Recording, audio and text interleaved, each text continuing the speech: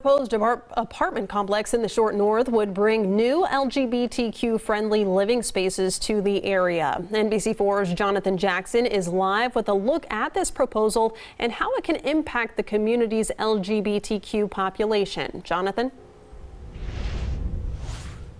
That's right. So the apartment complex will be built right behind me here at the former Garden store, which is right on North High Street, and it's right across from Stonewall Columbus. And Stonewall says they're glad to be partnering with an organization in which they're trying to build a more inclusive and safe neighborhood.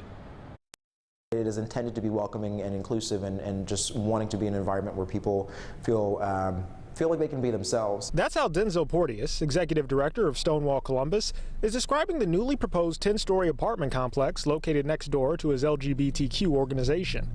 The complex would replace the former Garden store on High Street and be renamed Garden Park. And it would include 61 and 2-bedroom apartments, along with indoor parking spaces. Through our partnership with Denzel, that 20,000 square feet grew to 92,000 square feet of space. Yeah, so, and 60 units. David Hanenya is a real estate developer and partner at Black Gold Capital, a private equity firm that operates in Columbus.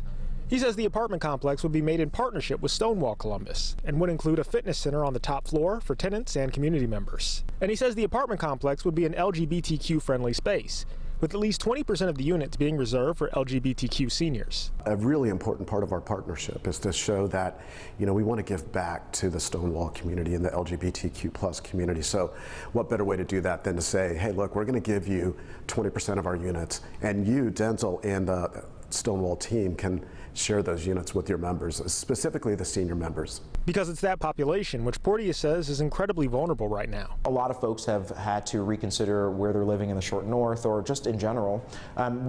For a cost of affordable housing in the area, but two, when we're thinking about seniors, they're also thinking about safety.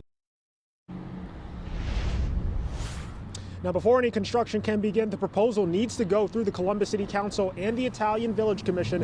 A meeting is set for that next Tuesday. Local for you in the Short North, I'm Jonathan Jackson, NBC4.